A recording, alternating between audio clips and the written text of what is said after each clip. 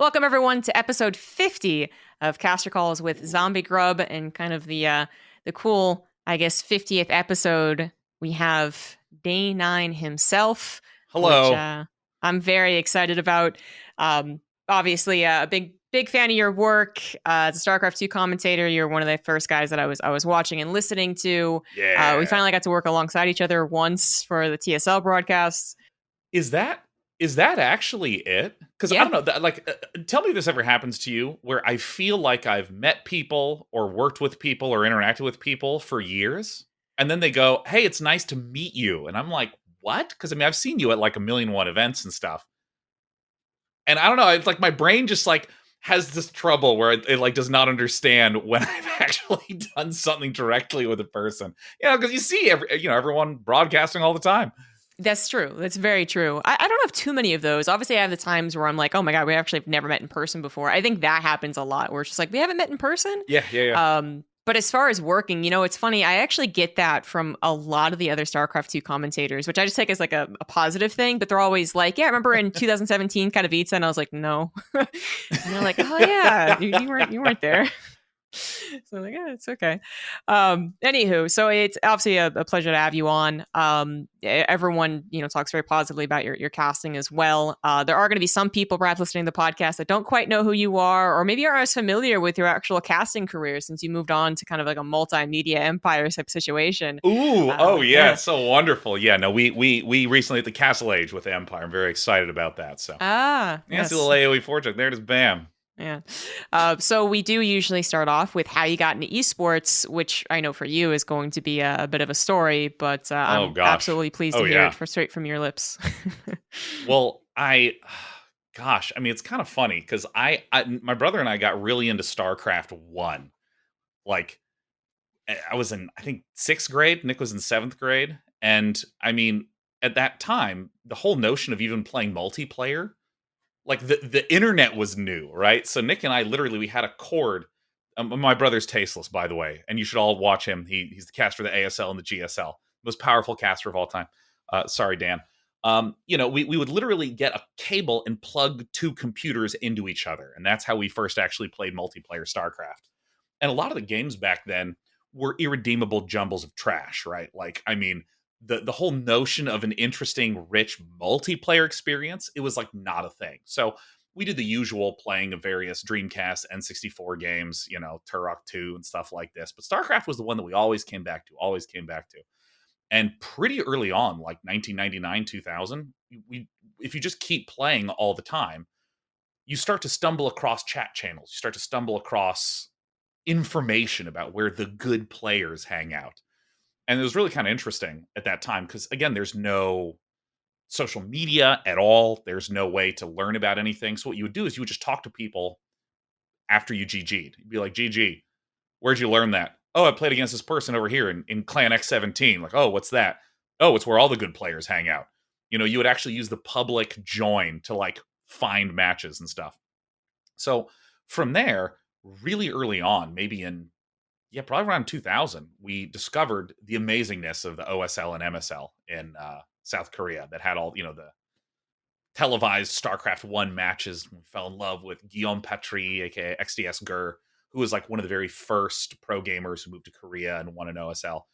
And we just started playing and watching from there, which then led to, again, as the years go on and new games keep coming out and internet infrastructure is getting better and people are no longer on 56K modems. Whoa. I mean, that was like a real issue whenever we'd have like, go to someone's house. Like, do you have a 56K? You only have 28K? Trash. We can't go over to your place. And then like you get that one friend who actually gets cable internet and you just like impose yourself on them, right? We had those kind of friendships. You have good internet. Let's bring our computers to your place and play online. And yeah, I mean, literally starting from right then, we were playing a lot in StarCraft Brood War. And this transition into going to tournaments and competing every year in WCG. And I mean, at this point, I'm realizing I can literally talk about this forever because it's the greatest time of my life. But please direct me, ZombieGrub. It started long ago. Yes. You were basically kind of like a semi-pro. It's hard to say that Brood War pros outside of Korea were were pros, I suppose. Very Yeah. strict definition of the term. You made money, okay, fair enough. But Well, like $60 a month. Like yeah, I was like the number one player in North and South America. yeah, And you get like $50 right, a yeah. month from a team or something that maybe. Hmm. But then, where I guess I have like legitimate question because as I said, I know a lot about this. But Yeah. you were stuck on that. You were stuck. You were playing. You were a great pro gamer. You said you were one of the best. So there's an infamous video out there where Artosis lost you, and then Mhm. Tasis lost, and then that was actually coincidentally that same video where he went and talked to the guy and was like, "Can I cast?" And that started his career Yeah. in that direction. But I'm actually a little fuzzy on how you started your career in the casting direction as well, since you didn't go to Oh, Korea to yeah. cast. Yeah, yeah. I mean, Nick immediately began doing this, like, the entire StarCraft community recognized everything that he did. He was like doing amazing work, and I just like lost in the group stages at the WCG final. Um, but yeah, like, it's kind of weird for as fresh and brand new as the whole notion of casting and esports coverage was. My brother was like one of the first. So it's like I have like a really easy reference that I can like ask about and like talk to Nick and like learn about his experience. And it sort of getting into casting and commentary almost happened by accident. So, I was super involved on the Team Liquid forums, just like, going in live report threads and like watching what was happening and like typing with reactions and stuff like this, which then led to Team Liquid having a few events where it was like audio only, where the person was supposed to like watch via this link, and then me and a few other people would like provide an audio link and you could like tune into that. Like Team Liquid organized some of that in like 2007. I started to record a few podcasts about like my thoughts on high level Zerg play and stuff. And then when I went to grad school, I found that I just like didn't quite have enough time to keep playing StarCraft and feel like, you're at the same level. Because I feel like StarCraft is one of these unusual games where I have to play a few hours a day to feel like I'm not atrophying, like I'm not getting worse, just to maintain the same skill level, which is very different from something like a card game, like Magic the Gathering. I don't feel like, oh, I'm not dexterous enough to play the land or something like that. But StarCraft always required a ton of practice. And I kind of impulsively said, I don't know, why not just kind of like talk about the strategy of the game, not necessarily do commentary and play by play or anything like this, but my joy of playing was connected to the strategy side of things. So if I can get that fixed via the broadcasting, maybe that'll be kind of fun. And it was also during this weird transitional period in my life where I studied math in undergrad, and then I went to an interactive media program, which is basically a game design program at USC. And I just wasn't sure what I even wanted to do with my life. So I just started doing a bunch of projects. I like worked on a game with one of my friends. I was working doing educational research games to teach kids about fractions, doing work with UCLA, and doing the Day9 daily was another one of those projects. So I just would fire up a game from a recent pro match, you know, full screen a YouTube video, record it in like absolute garbage quality. This was in 2009. This started. And then from there, a mysterious sort of cascade of things all happened at once. Because in 2009, there was no Twitch. YouTube was only a few years old. The whole notion of esports, it didn't even have a decided upon name. We all call it esports now. Different communities called it different things back then. Competitive gaming, pro gaming, esports. These are all different terms, and esports, I guess, won out. But at that point in time, you had to pay to do broadcasting. So I had to pay a platform like $30 a month or something. And there was a cap to how many people could tune in and watch live at any one point in time. And so all of a sudden in early 2010, it suddenly became not just inexpensive to broadcast, but you could now earn money for doing the broadcasting instead of having to pay excessively for it. A lot of the platforms like YouTube used to have a hard ban on gaming content, and all those got lifted. Um, and then StarCraft 2 came out. So it was just like this weird, bizarre convergence of things, which then led to you have companies like ESL. They want commentators for a tournament. Hey, is there anyone that does commentary for this? Oh, this guy? Hey, do you want to like come on out? And I was like, oh my God, yes. And I mean, I think I did it for like virtually no money. Like took a serious financial loss going for 10 days to Europe. But I mean, it was amazing. It was awesome. And then again, another tournament comes along. Hey, who does commentary for this? Oh, well, there was one event and Apollo and Day9 did it. Let's ask them if they want to do it.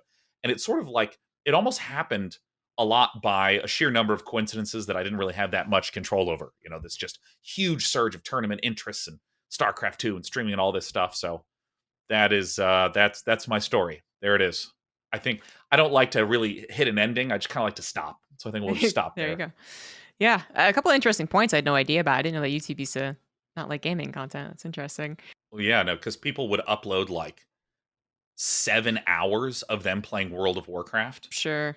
and it would get like 4 views per video. And it was actually really challenging to store that much data back then, especially with the sort of high recording fidelity, because gamers were always trying to Right. like push the limit of how big and high fidelity and large file sizes were. So So that was an interesting point. The pre Yeah, the pre Twitch era, I know a little about, but basically the yeah. pre Justin TV era, that's Oh where yeah. I'm completely gone.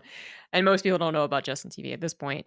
But anywho, so kind of a typical story as far as a lot of esports stories. Like you kind of fell into it. That's Yeah, yeah, that's yeah. not too difficult to believe, but you were just kind of there at the beginning to fall into it, Oh yeah, which yeah. is why it's fascinating. So you said that you had tasteless kind of to look at a little bit as far as what the standard for commentary was, which is Yeah. kind of a really cool thing that you can say like there's basically an OG, and DJ Wheat I suppose Oh yeah. came in and talked about how he also was one of the first for real. And anyways, I would consider DJ Wheat number one. yeah, Anyone before yeah, a lot DJ of Wheat people doesn't do. count. He's the first. He's the original. And I mean, I remember in 2010, 2011, when I got the opportunity to meet Marcus and did some work with him. I mean, he just knew everything. He knew everything. I mean, even today, Marcus, he still knows everything. And I mean, I think for a lot of the guys there, especially, I personally relied on Marcus a lot for guidance. How do I talk to a sponsor? How do I talk to a tournament organizer? I'm having a tech issue. How do you fix it? Marcus just knew everything from the business to the games to how to present to just even little things about routines at events. Because, what's a common thing that a brand new caster does at their first event? They get overexcited and they burn themselves out after 1 or 2 days. And then their voice is completely ruined. Marcus, how do I not ruin my voice after 1 day? How should I treat myself responsibly and not like, even doing something like having 2 beers the night before a broadcast? My throat's going to be dry and scratchy. I shouldn't do that. I should save the beers till the final day. Things like this. I mean, Marcus, I think, taught me a great deal. Right. And it was amazing hearing him talk about it almost like nonchalantly, where he was just like, yeah, I kind of knew these things and I would help out other people. But going back to one of your very first events, so we're Yeah, talking about a first event where it's very close to being in your basement, casting StarCraft 2. Like there's not the lights in production that we know about now. Oh yeah. Oh yeah. But still, it's the first time you said you went to Europe. Obviously, that's a big deal. You're getting paid, even if it's a really small sum. That feels like a big deal. What was your expectations going into it? Did you do any like studying? Did you do any broadcasts like studying? Did you just go like, oh, I'm just excited to be here? Did you talk to Apollo beforehand? Was there any prep involved, or was it really just like, oh, I'm here, let's do it? Gosh, what great questions. This is where I start to sound really irresponsible if I begin to answer. I mean, the answer is a mix of no, not at all. Or maybe it's kind of that's all I was doing all the time, right? Like, because, when it comes to, I mean, even today, I don't even really feel that much like I am a commentator. I don't view myself through that lens. I just really, really, really like StarCraft. So, I'm talking to my friends about StarCraft all the time. Even still today, I'm watching ASL 13 and texting my friends that watch it, and we're just having conversations about it. And so I think that one of the things that was really nice about that event is that it felt very, very natural. It felt very like, yeah, I don't know.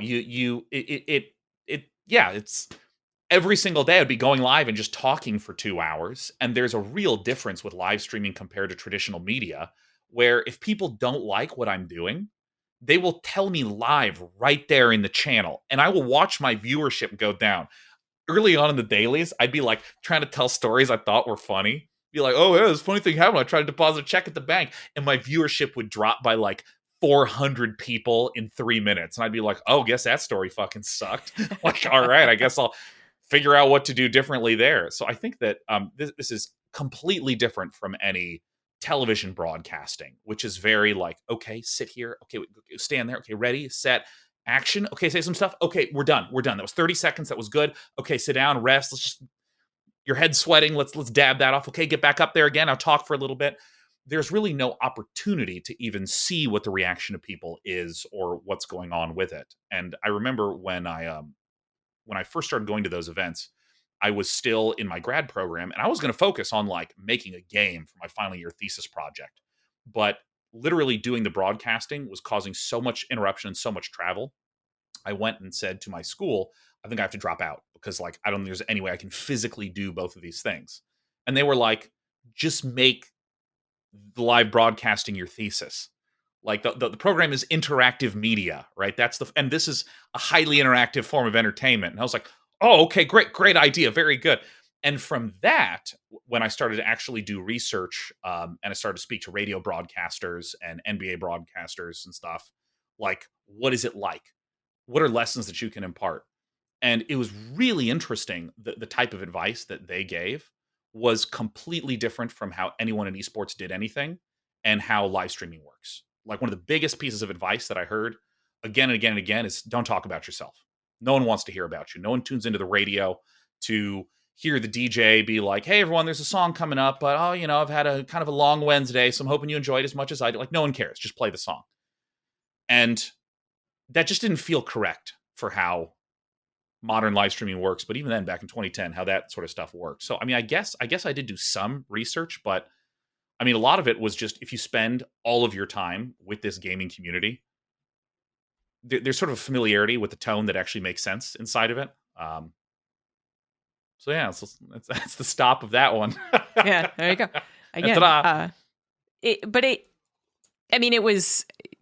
it makes a lot of sense. I mean, it was a lot of very good points, but it kind of, when your first sentence saying that you kind of were a mixture of not prepping at all, but then constantly prepping, I think is actually describing a lot of people's esports careers. Yeah. So, obviously, like, it's all well and good when you study. I do try and do the study materials, bring in the notebooks, the real try hard thing.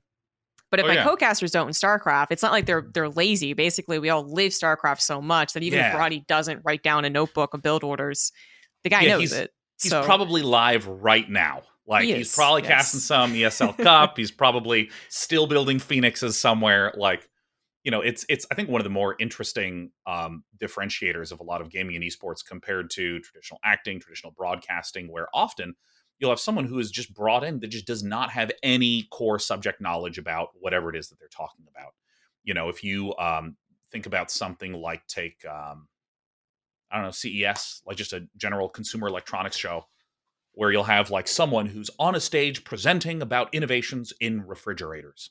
This is not someone who's passionate about refrigerators, right? Thinking about refrigerators, has different kinds of fridges in their house for different purposes. Like, it doesn't make any sense. But with a lot of game type stuff, it's not a product. It's like how you live your day-to-day life and what you center it around. Like, I have had so many experiences where when there was a tournament that I was really excited about, resetting my sleep schedule to get up at 2 a.m. and just watch that, or to go to bed at 6 a.m. after watching it, like you don't do that with refrigerators. So like, I think that, your comment about like, no StarCraft caster's lazy. It's literally kind of like all they're doing all day is thinking about and talking about and working on this. Mm-hmm. And it's almost like, how many hours a week do you spend on StarCraft? I mean, for a lot of StarCraft commentators, it's like, I don't know, how many hours are in a week? That many hours, right? Like outside of sleeping, basically that's what you're doing. And I think it's what really makes a lot of the commentary that you'll hear from esports commentators feel much more rich and more personal than a lot of what, when I'm watching an NBA game, the sort of commentary that's there. Definitely. But I was also talking to other people who have more experience in traditional sports, and one thing that always gets brought up is that the pacing of it is vastly different. The pacing of Yeah. individual traditional sports can vary, but the difference of traditional sports and esports commentary is huge. So Yeah. Yeah. soccer Yeah. is different than golf, but doesn't compare to the difference of soccer to StarCraft 2 or something like that, or even Rocket Oh League, yeah. really. Yeah. And I will say one of the funny things from watching it, like NBA broadcasts early on when I was doing broadcasting is realizing just how many different ways they know how to say that this guy put the ball into the basket. Yeah. There's like and he lays it in from downtown and up and in, right? It's just like 1,000 different ways. And I try to be like, okay, how many times are they going to repeat themselves in this broadcast? And the answer is none. They never do. There's always a different way to say it. hmm And that's Anyway, actually really still why traditional broadcasting can be something that you look at, right? So, yeah, I know Rocket League. I literally just talked to a guy in Rocket League, and they do their game mimics more of the pacing, where they would also agree, like, yeah, you don't really have yeah, time to talk about yourself. We tried that, and the audience was like, "What are you doing?" So we leave it for the analysis desk. I was like, oh, that makes sense. But StarCraft, there's so many long lulls that if you can't be comedic and entertaining, then people are gonna be like, well, yeah. I'll wait for something interesting to happen. The StarCraft commentators are hilarious. I think StarCraft has far and away the funniest commentators, like bar none.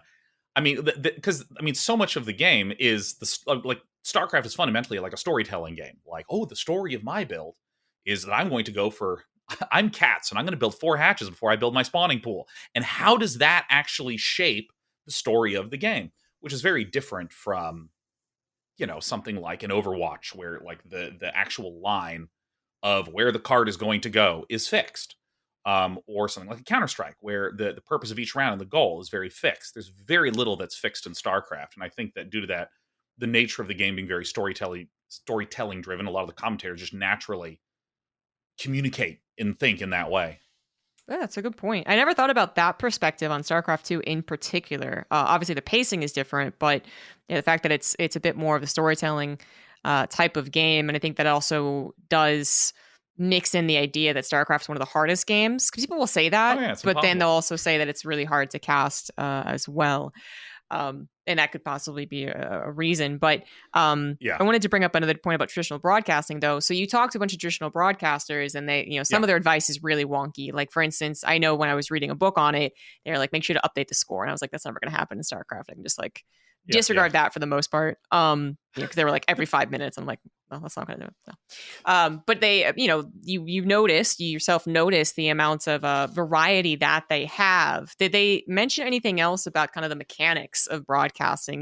Did you get taught by them or by someone else, for instance, to like use your diaphragm, or how to Hmm. inflect, or anything? I guess more on a technical skill, because I think that's absolutely something that we share with traditional broadcasting. Yeah, I mean, my sort of behavior pattern in all of life is just let's immediately begin to do it and do a terrible job. Great.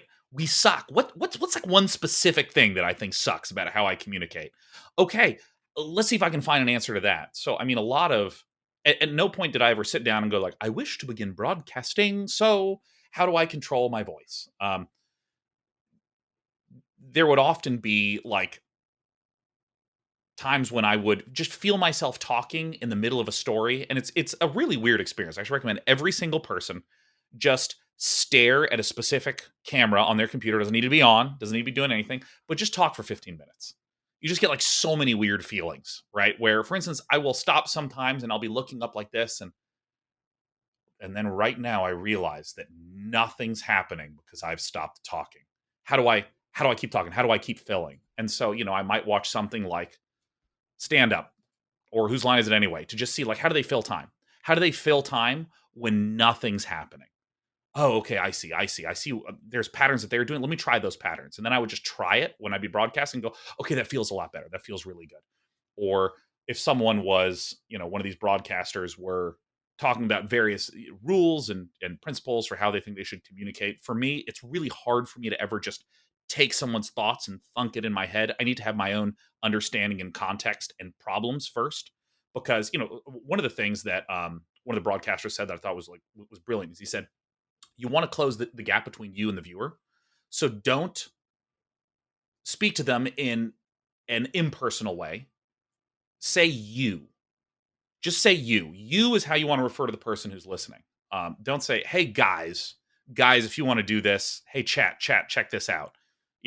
That is slightly impersonal, which sometimes is actually useful. But I mean, went through this spiel about different ways of making more or less personal. So maybe if you're talking about, you saw some people on Twitter being bastards, right? And you want to talk about that. Well, you want to put it in a very othering sort of language because you're talking to you're talking to the people in chat, right? Or the people who are watching live, use you there. But like, oh yeah, I don't know if you saw some of those people in places on Twitter, right? You can start to put in more distancing phrasing. And this is a way to help manage a personal relationship with an audience of people who consists of a huge variety of different people. Whereas if you start saying chat this, chat that, or hey, our viewers, I'm sure many of our viewers at home think these are the kinds of things that in a small way over a long period of time can feel distancing. And so like, okay, when I hear that, immediately brings up all the millions of times I've had trouble articulating a way that I want to communicate something. Like that's yeah, I think I'm going to wind up repeating myself at this point. But yeah, no, I always need that problem statement that I can slot something into for any sort of bit of advice.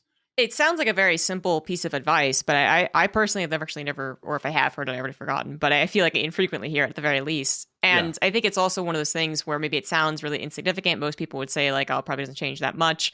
But as you said, if you kind of got it in your brain, you can say like, well, how do I change my perspective? And another example of that was that I was getting tips from a professional broadcaster, and he was talking about interview tips.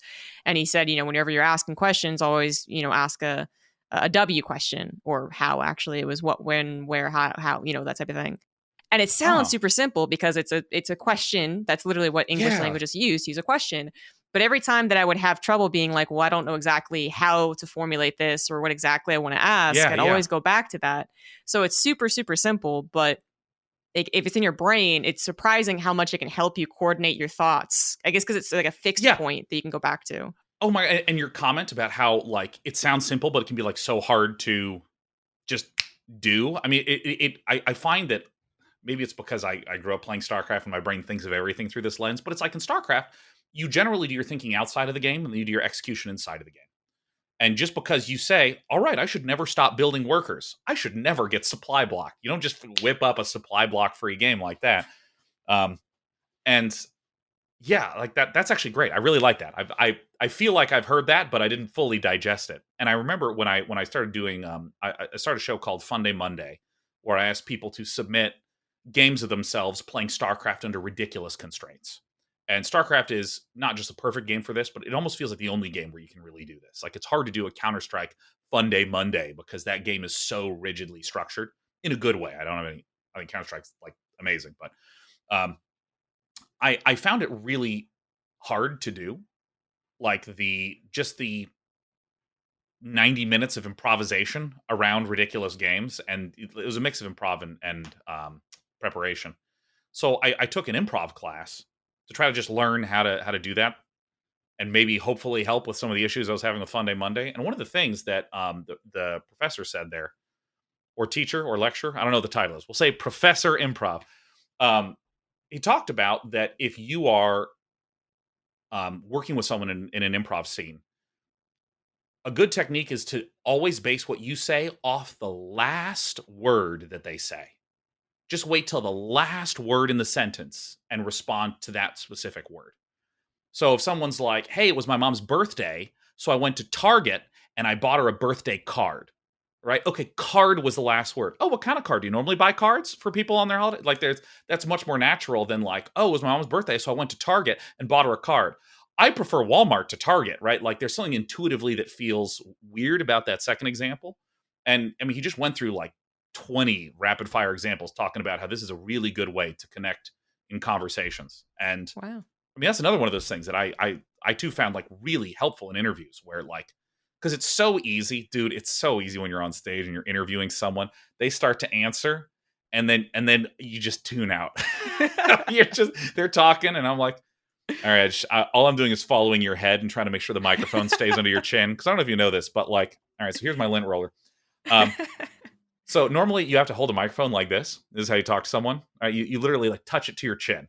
So you're right there. And whenever you're interviewing someone, you want to hold it to their chin, and then they want to back away. So you like keep driving the microphone at them, and you're just like in there like, So I mean, like that's what I focus on a lot when I'm interviewing. I'm like, what were you thinking in game 3? Like, stop moving, stop fucking moving, stop moving, right? And you're like chasing after them.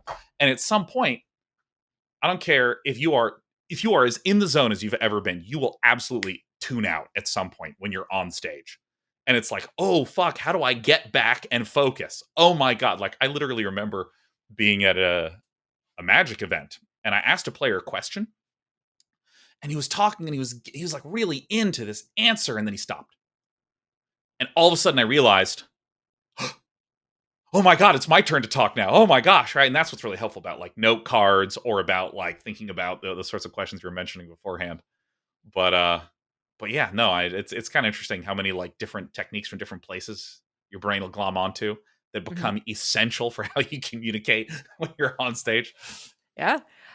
It's another thing I've never thought of, but while I've never been in an experience where I've used that to help me, that does immediately spring to mind some of the awkward conversations I've had with people, and I could never quite determine why it was awkward.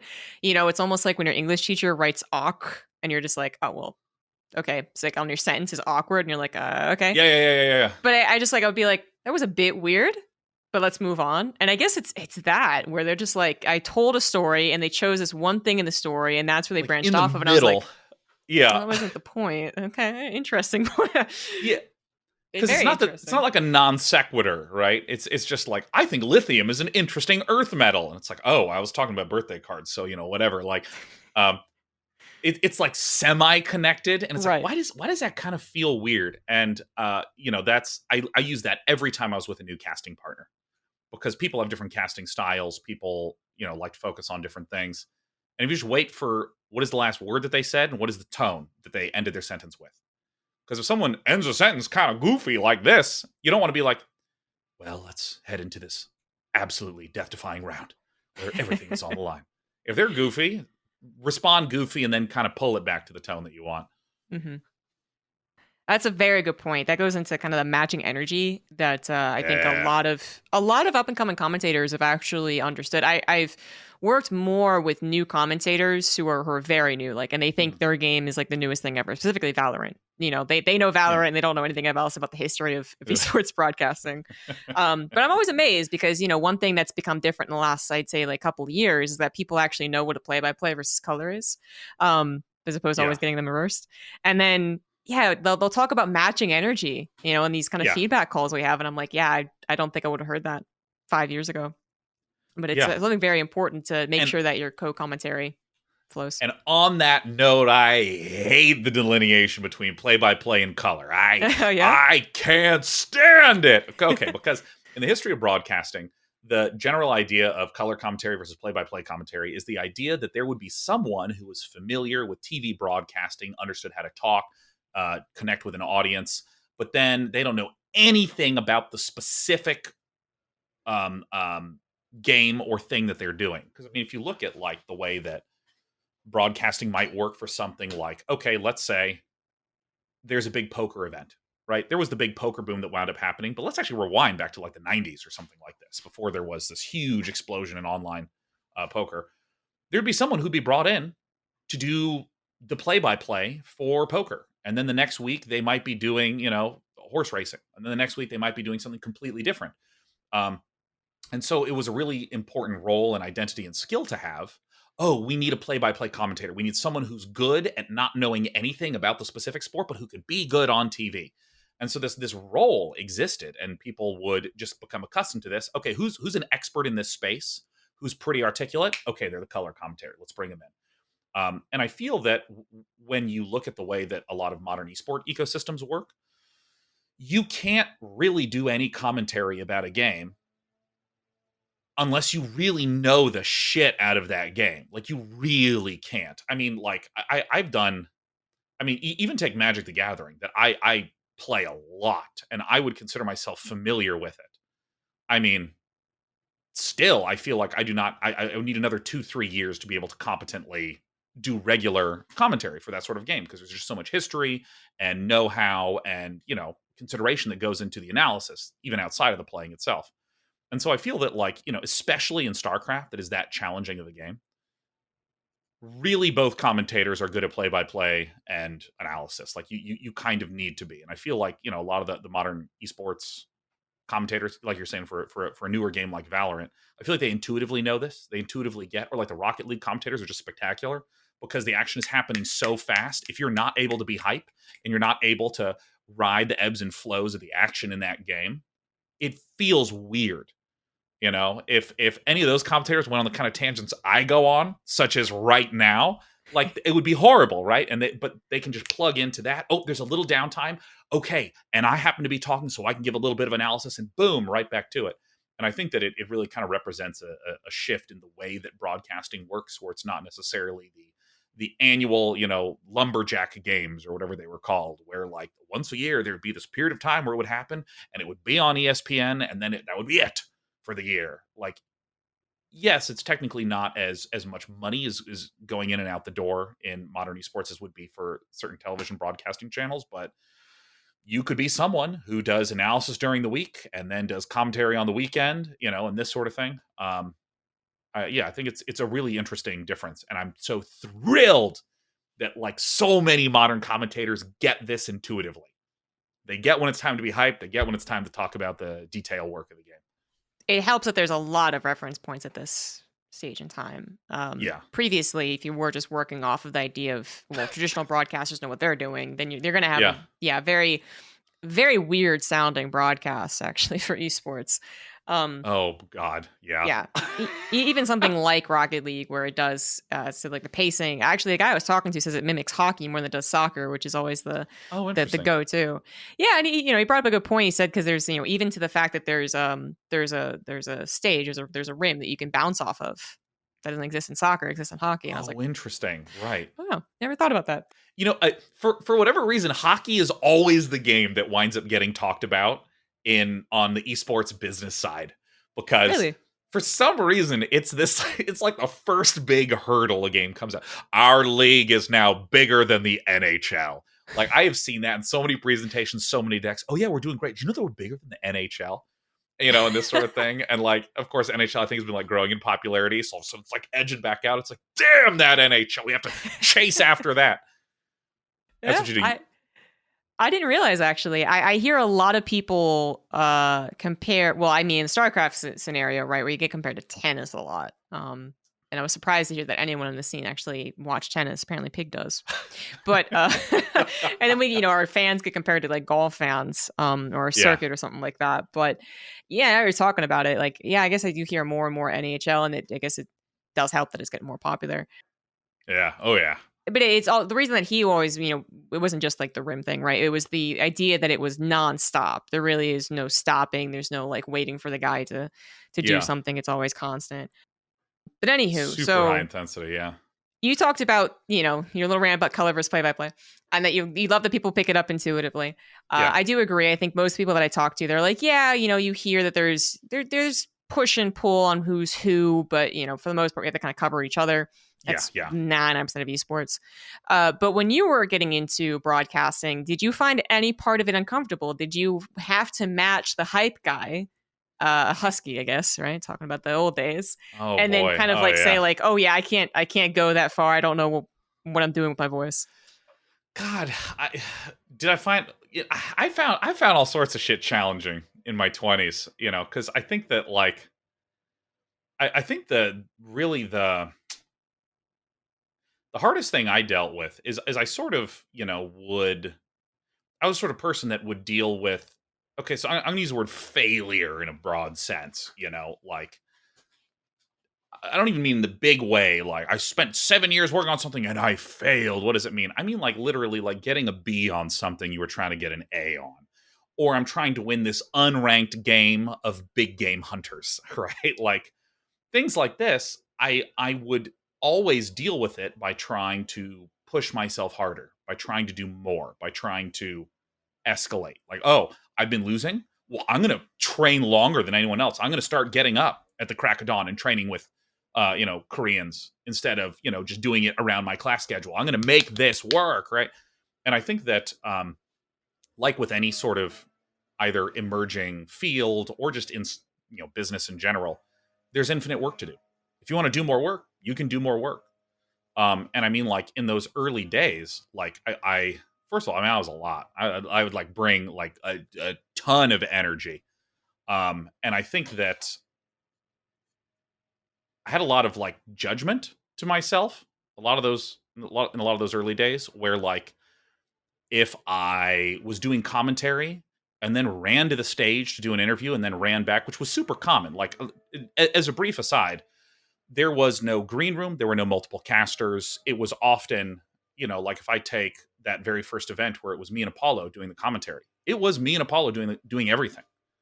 There was no desk. There was no break outside of, we'll be back in 5 minutes. Okay, run to the restroom, run back, I mean, I even remember doing commentary of Nama versus Mana, an amazing final game.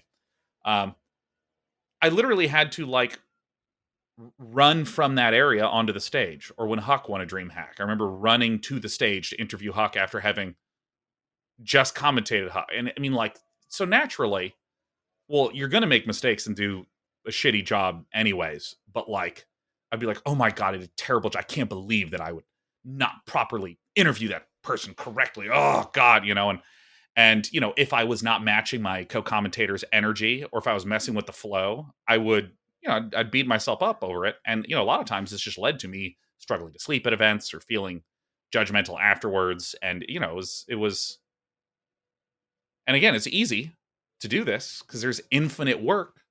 And when you're receiving infinite comments on social media and on forums, you're like, okay, how do I make every single person happy? I found that really challenging, man. Yeah. that was terrible. On the topic of so many events, because set the stage. This is when the schedule was incredibly crazy. This was when people saying downsizing is healthy was actually correct. Like MLGs, IEMs, Dream Hacks, Red Bull events, Asus Rogs. Like I don't know what else. Everything else. Every weekend. Yeah, WCS before it was the thing, and then after was the thing. Like just so much. Did you ever? And we'll get into, real conversations about dealing with emotions and stress in a second. But sure. Did you ever kind of like have one event where you were like going through your head, oh, that sucked.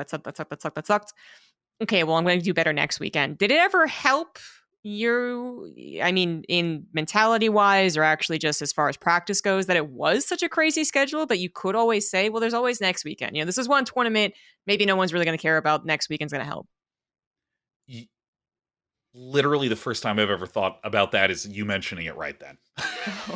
Like, no, I mean, like, I don't know. It's kind of, again, I feel this response is a really good representation of like, where a lot of that unhealthy perspective of mine came from back then. Because I mean,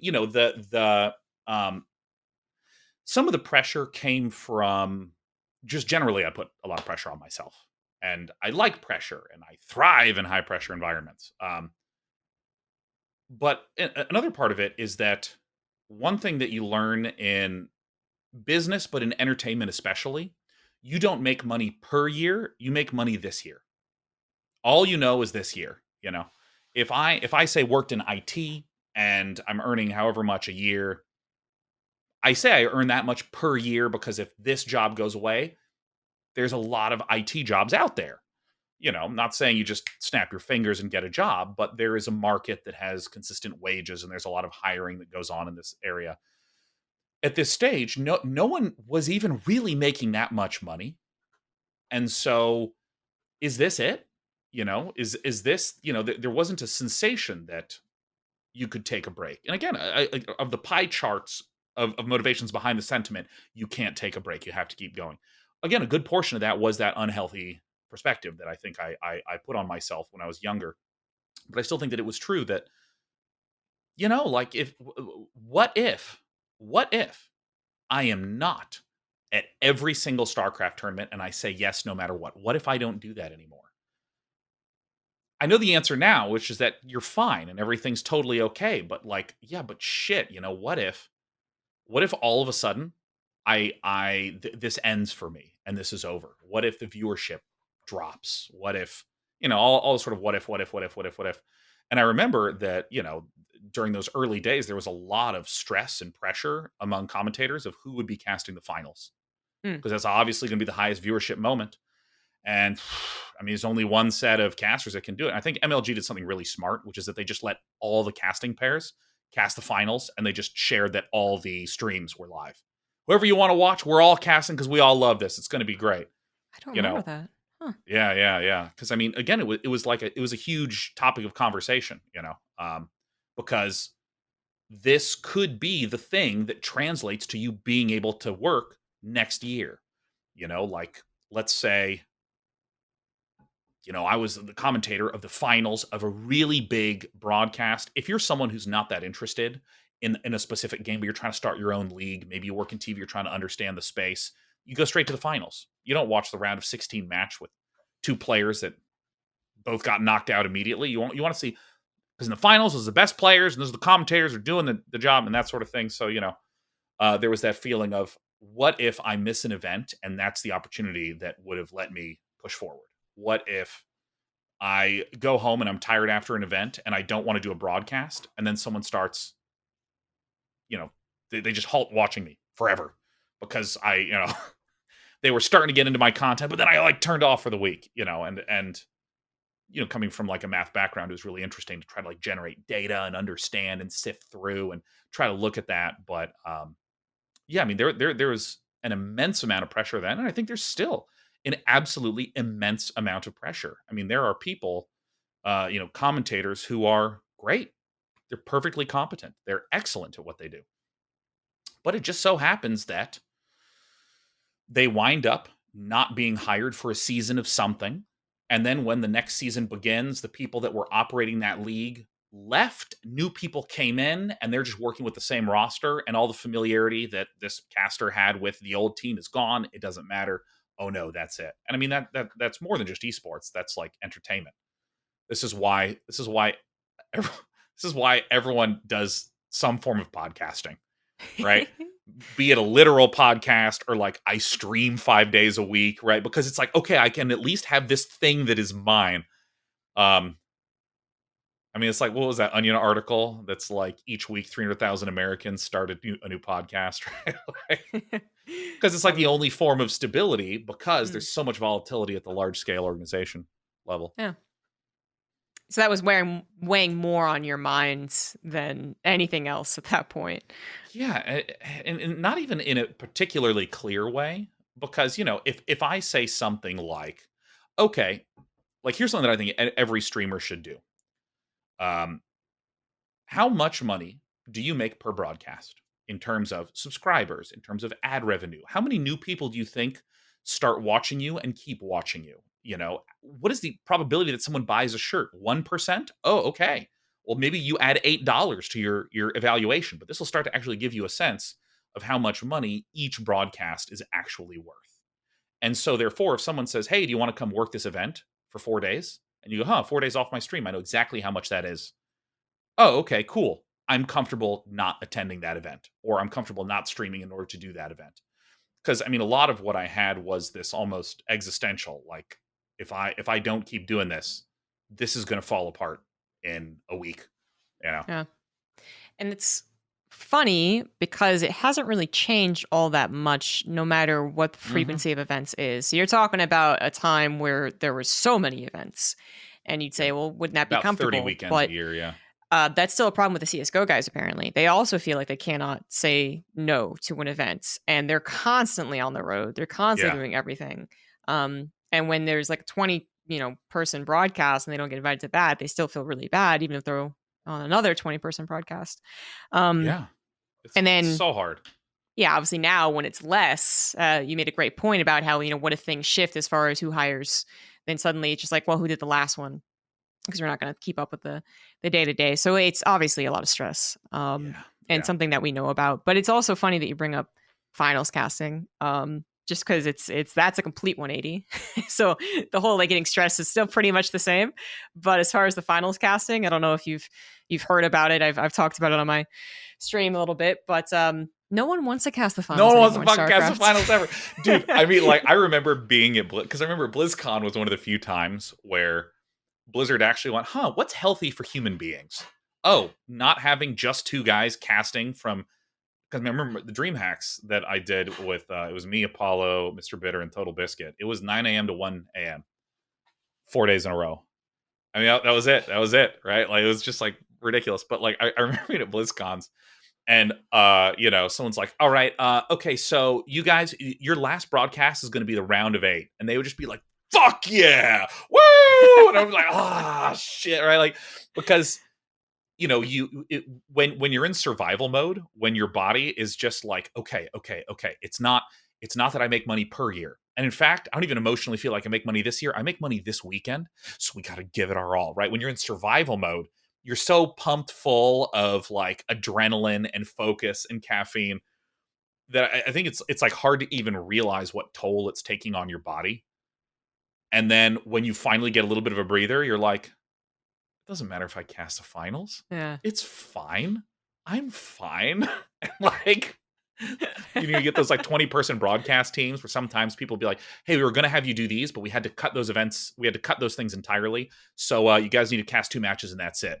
And they're just like, yeah. Yeah. Oh, it's so funny. Especially because we get paid day rates, which, blessing and a curse, depending on how long the day is. Oh, yeah. But yeah, I know Roddy, like, he's been like, I've done like a billion finals. I just like relaxing. I can just chill and watch the games, and it becomes, it is unfortunate because I feel like it's still one of the most, let's say, like, honored to be very cheesy, but it's, I'm like honored to do the finals. Yeah, but it is also that coming with so much responsibility and stress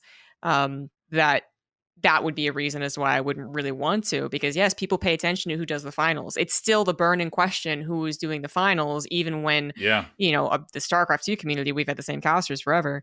But yeah, that's a whole other thing, because I know finals discussion actually is still so drama filled in other esports. It's crazy. But we're already so almost out of time, actually. So I have a couple of burning questions from me, and then I'll get into a Patreon question. Hell yeah. But so this is a very vague question, so I apologize. But, we did kind of touch on it a bit lightly a couple of times. Yeah. What do you think makes your commentary so inviting? So you brought up the whole like they or you conversation. I thought that was a really good example of it. But people always say that you can just come on a broadcast, be funny, be chill, be relaxed, and then people just love kind of listening to the sound of your voice and the way that you describe events. So and nice. I'm not trying to fangirl. These are things I'm pulling even from other people, whether I agree with them Shayne, or not. I don't agree with this, but this is what people are saying. Like, I just want to make sure you don't know. No, but like, I agree, because I'm always wondering, right? There's always kind of like an X or Y element to people, right? I can look at the technical skills, I can look at the knowledge skills, and then there's the X factor. And, you seem to have one of those X factors. I think a lot of the OG commentators in Brood had this X factor, right? Like you, In Control, Total Biscuit, Artosis, Tasteless. Like, I always call you guys larger than life. But what is your perspective? What do you think as well as being large in general? Hooray for quarantine food eating. Yeah. Right. But what do you think makes it so inviting? Okay. First of all, it's a very nice thing to say, and thank you. And when first a tangent answer and then the actual answer, which is that when you say those sorts of comments, something that I think a lot of maybe audience members will probably not realize is just how little communication comes in that direction. Because it's not like when I'm broadcasting the finals, I'm reading chat. It's not like when I'm at work at an event that I'm constantly grinding social media. I am there at the event, right? Like if I'm like, say at a Magic event where I was just like introducing player A and player B, and then I go into the back, I watch the games. Because, most of the time, the games will end, Becca will do an interview, and then it's maybe back to me to do something in between. But sometimes the internet goes down. Sometimes there is a series of matches that end so quickly they need to fill. So there's always this sort of contingency thing where you got to be focusing. You got to be like engaged in the event, and you go back. And then when you're done, you want to kind of disconnect from everything. So again, you don't go on social media, or at least I don't. And so, it's kind of funny how little, at least positive remarks, the average broadcaster hears.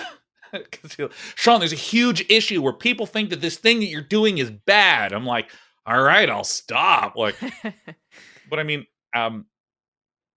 so first of all, thank you. That feels nice. But to try to answer the question, like where does the invitingness come from? I mean, I when I was really young, I wanted to be funny like my brother, and I still do. Still look up to my brother a lot. Like, um, and Nick has this incredible ability to just be really naturally funny. He just like even when he was like extremely young, he could make everyone of any age just laugh. And I wanted to be like that, but I didn't really know how. So I would watch tons of stand-up comedy routines and try to memorize what they said, and then I'd go to school and I'd say that, and then people wouldn't laugh. So then I'd like go back and rewatch and be like, okay, but what are they doing with their tone? Okay, let me see if I do the tone a little bit, and then I'd go back to school and say to someone different, and then they would laugh. And so I spent a huge amount of time as a kid just fiddling with my tone. And when you've already probably gotten the impression that I obsess over things and go really hard on things. So, I would always be like, if I was saying a joke to someone, be like trying to really judge how they were reacting to and feeling based upon what I was saying. How do I change my tone in order to do that? So I mean, I just spent a shitload of time just thinking about what's my pacing, what's my tone, when am I raising my voice, and when do I lower it, right? Like when and what effect does that cause? And I think that oh no, my train of thought. Hold on, it's gonna come back to me. Hold on, I had something good. I was definitely going somewhere. Hold on, we're gonna take a sip of coffee. It's coming back. I think more than anything, something that is really really important to me is I want people to feel comfortable and feel accepted. Because I was bullied a ton when I was a kid. The scary bully who'd wait after school and beat me up. And there's that feeling of like alienation that you'd get when you'd be like at lunch and people would be saying mean things and laughing at you, and that wasn't clever enough to come up with a comeback. And I really hated that feeling. And I'm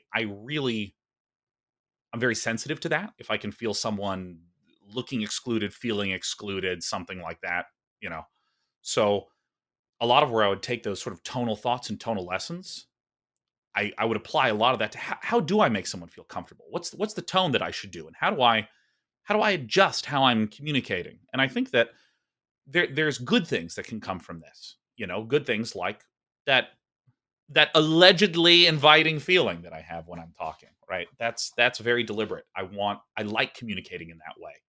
And even from a selfish perspective, I think RTS games are amazing. And I want someone to feel the excitement, not to judge them. Oh, you're an idiot. You don't understand how cool it is. Or not in a rejecting sort of like, look, it's my thing. If you're not interested, cool, whatever. No, I want you to feel how pumped I am about the thing. And I think that there's that benefit. But, again, coming back to what I was talking about when I was younger, is that in some cases I would work so hard to try to not be, or to try to come across pleasantly, that I felt like shit during a lot of those broadcasts, but I sounded cheery, which on one hand I am proud of and glad that I did. But on the other hand, I think as a healthy human being, you need to say, okay, how do I just make sure that I'm not disregarding how I'm feeling?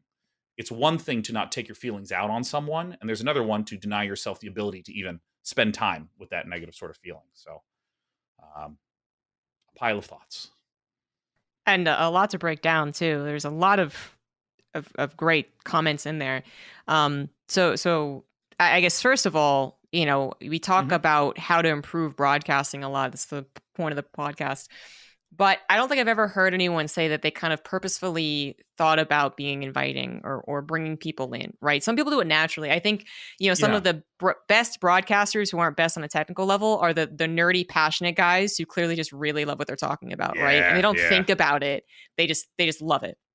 So I don't think I've ever heard anyone say, yeah, I wanted people to feel that. They might say, I want to feel excited. I want them to ride, the waves of my voice, and, play by play, I think is big on that.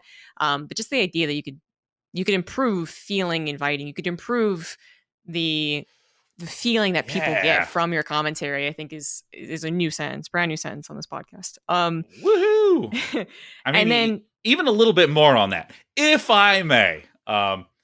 the I think that a lot of that wish came from not just those experiences that I talked about, being bullied as a kid and not wanting someone to feel that sort of way, but also, I pretty much just played StarCraft Brood War for like 15 years. It's like the only thing really that I did. And so there can be that feeling of loneliness that I think some people feel when they have a particular game or a particular passion that they're so into. But I mean, StarCraft, especially StarCraft Brood War, it's so abstract, even what the game is. Where the whole notion of someone who is really good at moving a large army, because for some reason in this game you can only select 12 units at a time, despite the fact that Zerglings are built 2 at a time. Like, it's ridiculous when you say it, but there's a real beauty that gets created, and it can be so hard to get someone to connect to that. And so, I spent a lot of time in high school just feeling very isolated with respect to that hobby. I mean, I'm really grateful that I had a brother that I could speak to about it a lot, and found friends who were interested in the competition side. And then this sort of grew in college, where people be like, "Oh yeah, tell me about StarCraft." And I liked college way more than I liked high school. I thought college was actually was terrific. But when you have people that are like, "Oh yeah, tell me more," you from a personal level, you want to feel like what you're doing is cool. You want to feel good. So how do you communicate that? How do you not make the person feel incompetent for not knowing what it is? Which is something people do all the time. "Oh my God, you don't know this baseball player. Oh my God, have you been living under a rock?" Is that going to make the person you're talking to excited to listen to you anymore? No, fuck no. It's going to make them want to never bring stuff up to you again. So I think that I got a lot of practice with that in college. It's a good practice too, because a lot of the situations you're bringing up, I feel like I had the opposite reaction, and then it's been a process for me to come out of that shell where, like, you brought up being bullied and not knowing what to come back with. I remember my brothers would do that to me, and Oh God. I couldn't use my words. Basically, it's been a big problem, and why I loved broadcasting so much, because at some point I realized I learned how to use my words. I learned how to communicate because I like talking about StarCraft. But you went with the path of like, I kind of want to, figure out the positive way to this. I kind of went like a negative path where I was like, if I'm cool and aloof and indifferent, then I'm cool. But same with like, if someone is like, "So explain video games," and you could have the person that kind of is like, "Oh boy, all right, so here's the thing," or you could have, you could have the person that's like, "Okay, here's the thing," very excited. And then I think it's really important also, you brought up that, you want to connect to something that's difficult to really understand naturally. Yeah. And I think it's huge for esports, because not only is there the emotion that's included of like how frustrating 12 unit control can be, there's literally the TV screen in front of you that's different, right? Like, you can't feel a basketball and then know what a basketball player is kind of feeling like when you watch them. It's just it's not, tangible. So that's a really important aspect of esports commentary, is making sure that even when people are like, "I don't really understand why that was difficult, but I think I get it," is really important. And the last thing about that whole topic is that you brought up that you really wanted to look into comedy. And I think a lot of people know the thing about actors, right? Where a surprising amount of comedians become fantastic actors. I never thought about it in the context of broadcasting, but it makes sense. The way that you described it, you were like, I wanted to see what people would react to when I said these things. And I realized that this was how they get to react. And it's kind of acting. You're kind of being an actor. But an imitator. Why comedy can be what I think is actually is a common quality of a lot of the best broadcasters that I can think of anyways in StarCraft too, is that all you guys were so funny. So there was the filling of the lull points, which is obviously very important, but then there was also just the way that you could invoke people's emotions was fantastic. It's classic. And I feel like we've been chasing after you guys for a while. So I used to ask, like, how do you get funny? That's my big question. How do you get funny? And you were, I think, one of the few to actually break it down. Dude, yeah, you just repeat after other people, man. Yeah, I don't know. In a lot of ways, I don't actually think I'm as funny as much as I just like have a good memory, and I'm constantly just like plucking things out that I've heard. Oh, I know this will get this reaction, like plop it down. But there's a lot of guys there who are just like, they just know how to Yes. weave their way through. And I think it's something that's also really interesting about watching comedians and rewatching the same joke again and again and again and again, and then trying to repeat that joke to a classmate and kind of failing and kind of rambling a little bit and then finding your way back to it, is you realize just how lean and efficient a lot of comedians are. There's just such precision with the words. And I think that, I mean, I'm no stranger to going on incredibly long tangents. It's probably no surprise that I really like Eddie Izzard as a comedian. But like, I think that is something that if you watch really good stand-up comics who are really precise with their language, and then you watch, say Nick and Dan giving commentary, you just see that precision with how they speak about something where I'm like, ooh, yeah, I would have taken like 6 minutes to say that thing, and they took 20 seconds. And yes, maybe there's some details that got lost, but like they hit the heart of it just right away. That I think is it's really interesting to see players. It is. Commentators do. Yeah. And you brought up, you can have just have a good memory, or people are really succinct. And I think that is really what makes a lot of great broadcasting moments in particular is when someone remembers something kind of clever. Because I do think that there's a lot of memory to it. I've legitimately gone into broadcast events, and part of my prep has been memorizing sayings, just like which I can't think of right now because of course I'm derping, but you know what I mean, like sayings, ways I know that feeling all too well. Look, I memorized it, but just not for now. Okay, it's for when I'm live during a broadcast. Yeah, exactly. But ways to summarize something in a short way is a lot of what sayings are. So at the drop of a hat, is a saying that I'm trying to communicate. So I'm saying fast, but I say it in a new, interesting way that was still very short. And so you see a lot of big play-by-play moments when they're clever, when they sound clever and excited. People really like that. So Uber Shouts is great at that. He's like casting the Timberwolves, and he'll say, we'll see if they can sink their claws into their opponents. And then that's how he throws her a break. And you're like, maybe that was low-hanging fruit, but it was delivered so well. Yeah, it's delivered with confidence. Yeah. That's what's cool. That's what's, I guess kind of sticks out in people's brains a lot of the time, but it has to do with both being kind of like a little clever, but then also having that ability to summarize things very well. Yes, I think that's what you guys have done as well in the past. Hell yeah. trying to wrap up this podcast at some point. I do have one more of my questions, like I said. Oh yeah, you can ask me like several more questions. I'll need to go to lunch at some point, but you know what? This is a lot of fun. I like talking about the cast and commentary days. I've been at home. I've been at home for 2 years, man. Yes, that's that doesn't feel so great. I've been very happy that we've been able to go back to live events, even if Katowice was a little weird. The whole war thing.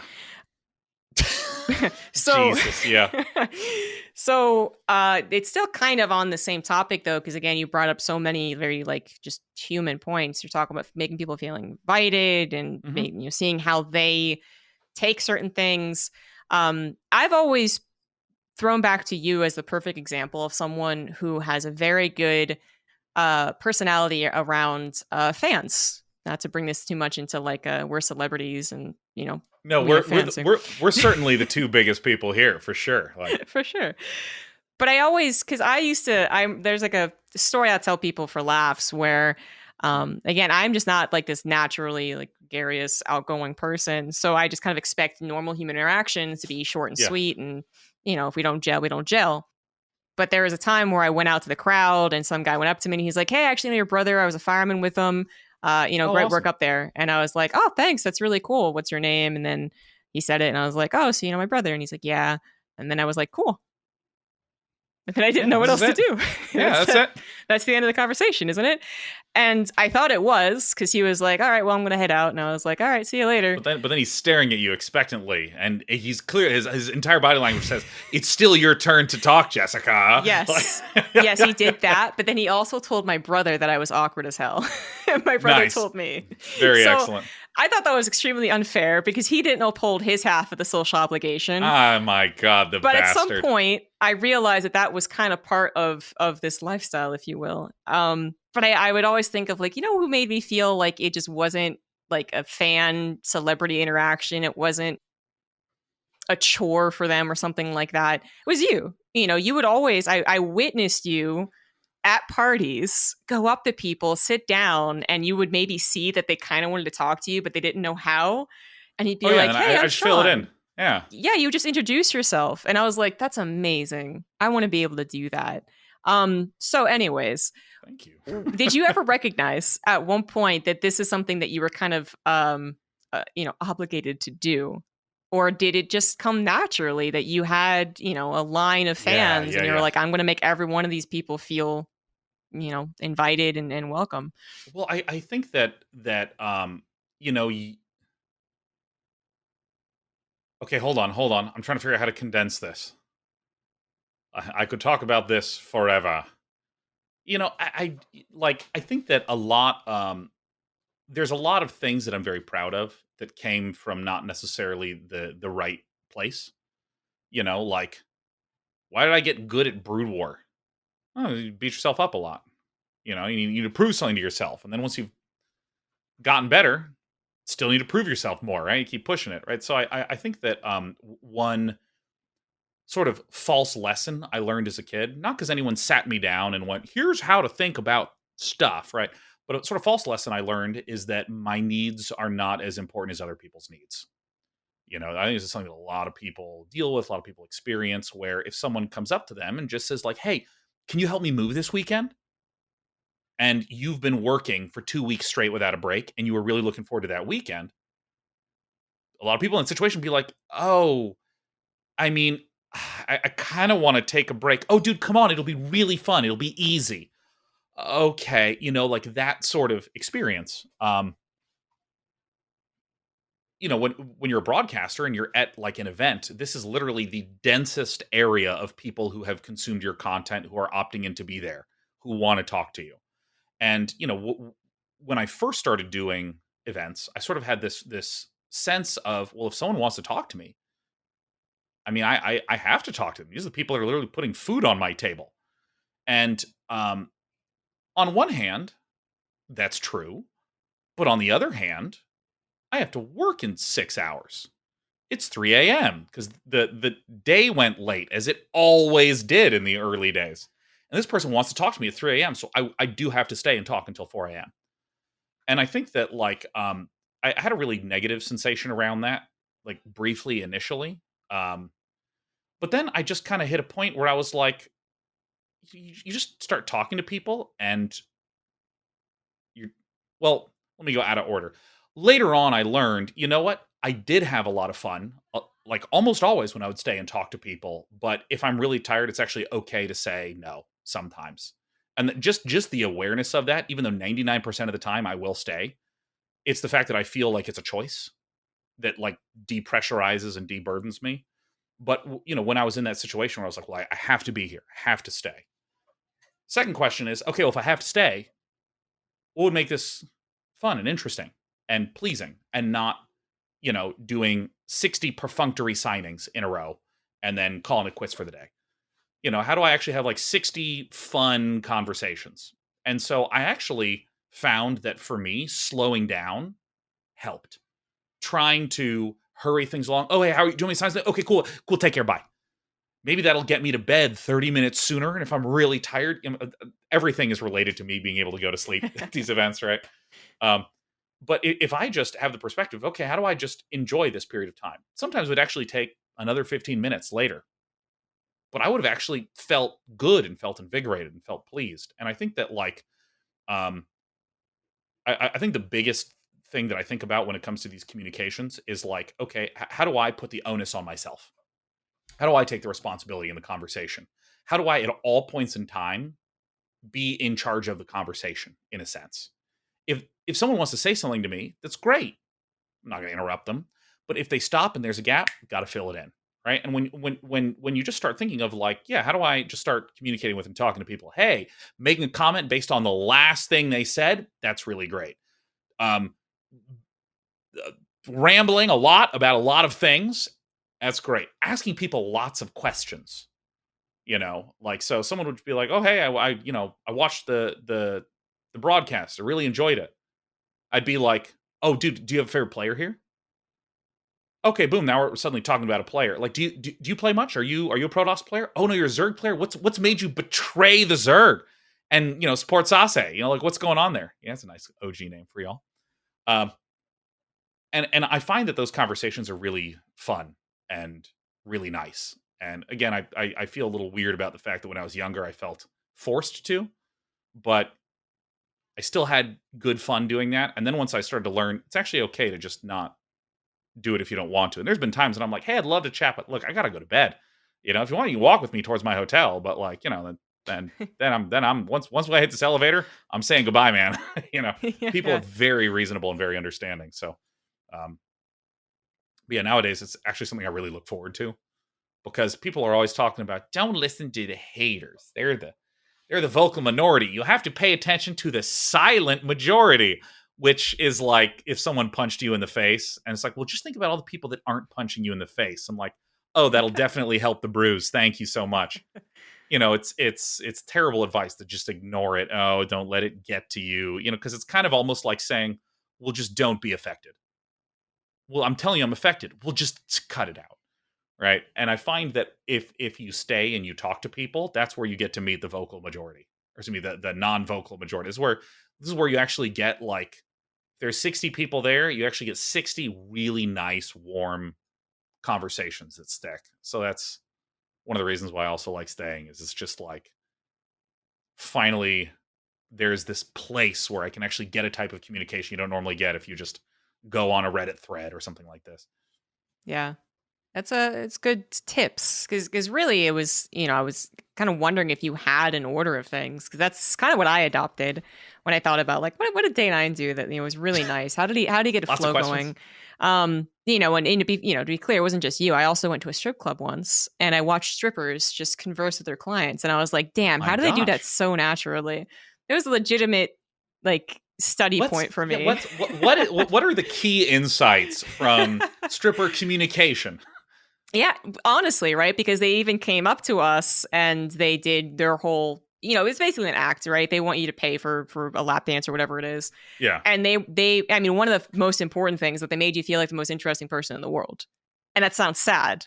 You're like, oh, these poor guys going to strip clubs want to have someone tell them that sounds like a fantastic exchange of services. That sounds amazing. Like, well, that's also actually what people really like about anyone in conversation. We're talking about a trade of monetary value when they talk about strip clubs, but as far as I guess emotions, you want someone to think that you're interesting. It might be a little shocking at first if it's some person you met at Starbucks, but if they're like, I think that's fascinating, tell me more. You're kind of like, oh yeah, well, sure.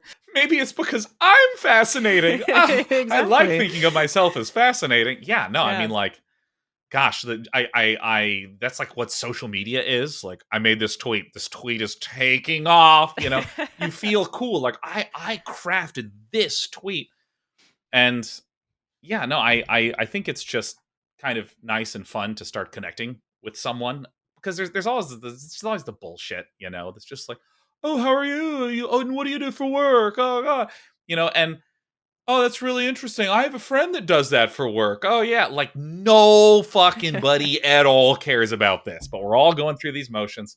How do you get past that? What do you like? What are your hobbies? What are your interests? Mm-hmm. And I find that, like, if you take any person that seems really shy and quiet and doesn't really feel like talking that much, and then you just get them talking about a subject they're interested in, people are so interesting. They have so much interesting shit to say. Yeah. Because you get someone who's like an expert in, like, I don't know, woodworking, and they've thought about like so much, and then you just like, how do you build a table?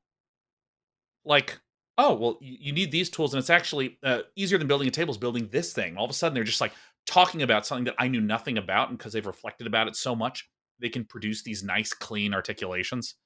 And all of a sudden, what turned into like just, or started as a signing, has turned into like a brief, interesting YouTube video. Like, yeah, it's rad. It's what really feels great about actually talking with people, because again, growing up shy and very non-communicative. I'm not a communicator, obviously. It's not that I don't think that there's good points, and that I never have any fun with anyone. It's just one of those things where I couldn't really put into thought how to navigate like literally how to navigate social situations, right? It's fucking impossible. Like Yeah. literally, I had to like memorize a bunch of shit, try a bunch of different things, go to an improv class, like learn lessons from that, and fail at it for like some years.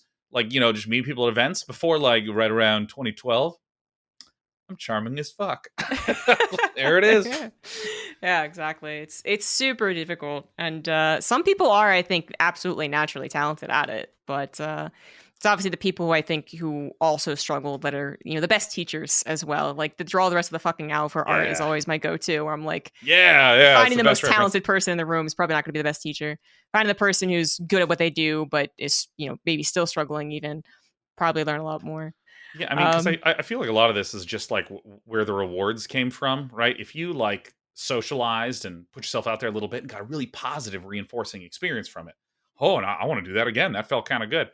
But I don't know, if you're in my shoes, you'd be like, I'm going to tell a joke or I want to tell a story. And then everyone makes fun of you and laughs at you. You're like, oh, I better never do that again, right? Yes. Talking is danger. Yeah. I've had that. I was like, well, there's no getting good at it if you don't try, right? Let me try this on broadcast. Oh, that was the worst. Yeah. I should not have tried that on broadcast. Yeah, and then why did she think that was a good joke to make? It wasn't funny at all. You're like, fuck, I'm trying, man. I'm trying. I'm not. My goal is not to ruin the broadcast. Okay, like God. Right? Yeah, exactly. All right. And for the Patreon question, or our final official question of the evening. Here it comes. Got one from Barrett. So when you are looking at games you want to invest time into, how much of a factor is the potential of talent opportunities for that game? Oh, I'm pretty irresponsible in this regard. The answer is kind of fucking zero, right? It's kind of like I actually think that the achievement that I am most proud of with regards to my career is constantly focusing on what I actually want to do instead of doing some sort of oh, I have an idea. What if I became the 8,000th Fortnite broadcaster? Ooh. Like, it's just as simple as, am I interested in Fortnite? I think it's a great game. It's not that interesting to me personally to play. Boom, done. I don't care. And I think that when it comes to what do I want to make myself do, like on my stream and this sort of thing, actually, I should take a big step back. The core bread and butter for me is the stream, right? Just like, what am I broadcasting? What am I doing on my YouTube? And other things can be supplementary, but that's from like a financial income perspective. That's the big goal, is to make sure that that's doing well. And, frankly, for that reason, this is why I have sort of slowly veered away from doing a lot of commentary and hosting opportunities, because I mean, I'll get offered to do things like, hey, do you want to like take a week off streaming for a few $100 for like 10 days away from streaming? No. I mean, literally, it is like financially not worth it, just considering that time.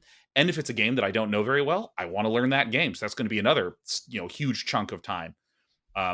So the stream is always like the really important consideration. And then secondary to that, when it comes to like talent opportunities or just other things like this, I would say it is a factor of consideration, but the only games that I'm going to be considering are ones that I'm actually personally interested in doing. So if I take, let's take some examples like Magic the Gathering. I really like Magic the Gathering as a card game. Have I done some hosting work and some gig work for Wizards? Yes. And that's all there is to it. Yeah, sure. And so let's imagine that there were two card games that I liked equally, Magic and then some other new card game. And let's say that I only had time to pick one. I would probably lean towards Magic because it has larger viewer base, larger player base, has some opportunities. But still, the question is like these two things that I actually am interested in, that I actually care about. And I actually genuinely believe that if you're just trying to like chase views when it comes to your content, you're fucked. You're going to be ruined. And obviously I'm speaking a little bit hyperbolically, because for instance, if someone was like, "Hey, Sean, I am an extremely famous person and I want to do a Magic the Gathering show with you," I'd be like, "Yeah, sure, great. That seems good." But if the question were presented to me, am I interested in playing a game that I don't personally care that much about? Would I do that knowing that it could lead to a potential opportunity for work? Fuck no, man. Oh my God. I would hate that. Like, oh my God. Because I stream like 25, 30 hours a week. Spending 25, 30 hours a week playing a game that I find boring. I think any one of your patrons that, like, here's this answer, I would challenge you to pick a game that you think fucking sucks. Get up, play it 15 hours on Saturday, go to bed, play it 15 hours on Sunday, and know that you need to do that every week for 2 years. No, gross. I have no interest in doing that. Not that I would judge anyone who does, but I mean, I also personally know of people that said, okay, I'm not interested in game X. I'm going to go do game Y because it's bigger. But because they weren't as interested in pursuing information about the teams and learning how to get better themselves, or going to the Reddit and learning the structure and style of jokes and references, if you lack those kinds of comments, then you kind of have a cap to how effective you can even be in that role. And if you have a cap to how effective you can be, what have we seen? We've seen people that transition from this game and they felt obligated to do this game, and they kind of, there's this kind of sigh as they exit commentary entirely. And of course, there's also other people that have gone from one game to a second game, and it's terrific. It's just fantastic. You know, like I think Frodan has been brilliant as an example to look at, who did a lot of early StarCraft 2 commentary and then did a lot of Hearthstone and now does a lot of TFT. And I mean, I was watching Frodan stream the other day, and Frodan is like literally, he was on hour like 11 of a TFT stream where he's just playing. And it's like, oh, yeah, great. This is someone who is choosing a game that he's personally interested in, not someone who's just, oh, do another 11-hour broadcast. Well, may as well. Because I Yeah. think that, especially in this kind of business, it you just can't check out and do the work. What you are selling is you not being checked out, and is you actually being actively engaged. You know, it's not like if I'm a plumber and I'm like, I'm in a bad mood today. I'm just going to fix stuff and be kind of gruff and move on with the day. Like, you can't be like, oh, hello, it's StarCraft again. Oh, it's another Zerg versus Protoss. Wake me up when it hits the 10-minute mark. You know, like, you can't do that. Yeah. So yeah, I mean, I think the answer is not really. I'm going to give Yeah. that a firm not really. It's definitely a decision, though. I mean, you said you weren't going to judge anyone who does do it, but there's a couple of episodes I'm thinking back to. I think Jason Kaplan put it pretty well, that there's, you have to decide what type of person you are. A person who's going to be passionate about the thing, like the few things that you do, or you're going to be passionate about kind of the idea of broadcasting. You're going to be able to do a lot of things. So there's people who pick one or two things, and there's people who are doing 8 or 9 things. Yeah, And then yeah. Frodan, Yeah. I know not only does he love the games that he does, he also he's one of the few commentators, when I asked, do you have to be high level to be a commentator? He said, yes, absolutely. So he always tries to be, the GM equivalent, whatever game that he does. Yeah, I mean, I think that's one of the reasons why he's excellent, right? In your comment about being, good, just like passionate about broadcasting in general, like Rachel Queerco is someone I look up to maybe more than anyone in hosting, because she's just incredible at navigating this extremely large range of different games as a host, or working at conventions as a host, or just, doing things related to Pokemon as a host. And like, is Rachel GM in, the games that she's playing? No, but she's just fucking so crisp when she's speaking and presenting. And, I think that that's a really great phrase about you got to be passionate about the game, or you got to be passionate about, doing broadcasting. Because I mean, if someone is even slightly dialed in, viewers tune out like immediately, and the directors tune out immediately, and everyone in the broadcast is like, oh, this is the guy is there and he's just kind of getting through things. All right, whatever. Yeah, absolutely. And I think, selling, your passion is also another big point, because I do have to wrap up the podcast at some point, but you're talking about, let's get the fuck out of here, man. God. again, I talked more about myself in this podcast than I ever have before, other than when I did, of myself. Oh yeah. I hope it was edited, so you have like yourself talking to yourself, just asking questions, and you're laughing at your own jokes. I should have. But again, one of my challenges is that I did feel passionate about StarCraft, but I could not vocalize it. I could not communicate that. So yeah, I think it's, summing it up as you are selling your passion, which in a way cheapens it, but I think again consolidates it, kind of just to think about it. That is what you're doing, So you're like, are you passionate about the game? Yes. Well, why don't you sound like it? I'm not sure. Well, let's work on why you don't sound like it. Yeah. It's obviously another part to the job. Because some people, they know how to fake how to be passionate, and that's all well and good. But then I think there's actually a lot of trouble in the starting commentators. Yeah. Where they just don't know how to show excitement. Yeah, and I think it's also really hard to fake that sort of stuff, because again, if you don't have the knowledge, all your jokes and how hard you laugh at a particular comment is going to sound wrong, and people just pick up on all that stuff so quickly. Yes, that's true. That is true. Or you can be like me and find generally most things pretty funny, and if people, there's no way that's a real laugh. He's not actually finding things funny. I'm like, oh no, actually. I hate to say it, I'm laughing alone in this room all day. Dude, I feel like I recall some of those statements, and I was like, I don't know. I always thought he was legitimate. I mean, you have a very infectious laugh as well. So yeah, I always thought it was great. Well, also in defense of people that don't like commentators, I mean, I know what I'm like. I can. That's probably really annoying if you want like a low energy, calm commentator sometimes. I'm not really that. I have no qualms with someone being like, I am so sick of his commentary. No, that's fine. That's totally understandable. I mean, I think everyone gets tired of themselves at some point too. So, Well, every so often I admit that I don't really know why people like me. So my commentary is. So there's that. No, that's when someone's like, oh, you're that's something that I've actually had a lot of experience with, where someone would be like, you did a great job. And in my head, I'm like, no, I fucking didn't. Like, I do not feel good about that at all. I'm grateful for your comments, but I don't know, man. I don't know. Yes, absolutely. I had that recently where I was just like, I guess people seem to like it. I don't, okay, yeah. All right, I'll take it. But I always refer back to, no, I'm not going to blame someone for talking about, I don't know, Denzel Washington in a forum, because Denzel Washington is not going to go look at that forum. So I think also a lot of the feedback that we get on forums is not, they aren't literally trying to get your attention and be like ZombieGrub, / you ZombieGrub. Yeah, it's like it's if the NFL discussion. If the NFL was like, hey, every sports bar where there's drunken dads on a Sunday, you be nice. No, don't be nice. Be fucking assholes. Have fun. Make fun of stuff. It is a sacred right to make fun of us. Like, Go for it, man. I just don't think that Tom Brady needs a microphone in that sports bar, Exactly. Jasper. All right. Setting her down. All right.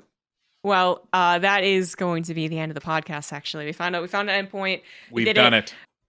Thank you very much for coming online. Like I said, it's going to be a little while for this to actually release, but I assume that, stream's going to be happening all the time. Are there any plans in the near future to be going to any offline events?